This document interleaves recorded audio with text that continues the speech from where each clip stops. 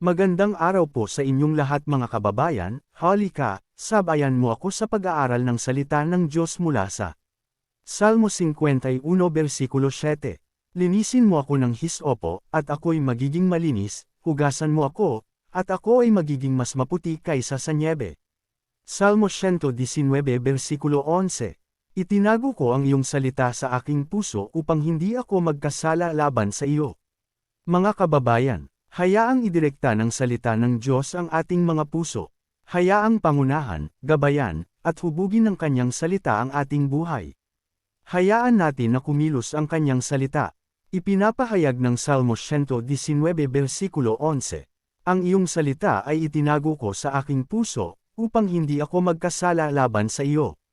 Piliin na itago at pahalagahan ang salita ng Diyos sa loob ng ating mga puso.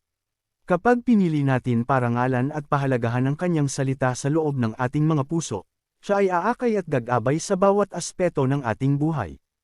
Ipinapahayag ng Salmo 51 versikulo 7, Dalisayan mo ako ng hisopo, at ako ay magiging malinis, hugasan mo ako, at ako ay magiging mas maputi kaysa sa nyebe.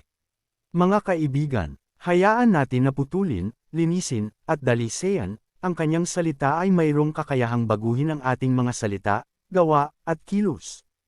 Hayaan ang kanyang salita ang mag-utos ng ating mga hakbang. Maraming salamat kaibigan sa panahon na iyong inilaan sa pakikinig. Sana patuloy pa po kayong pagpalain ng ating Panginoong Heso Kristo.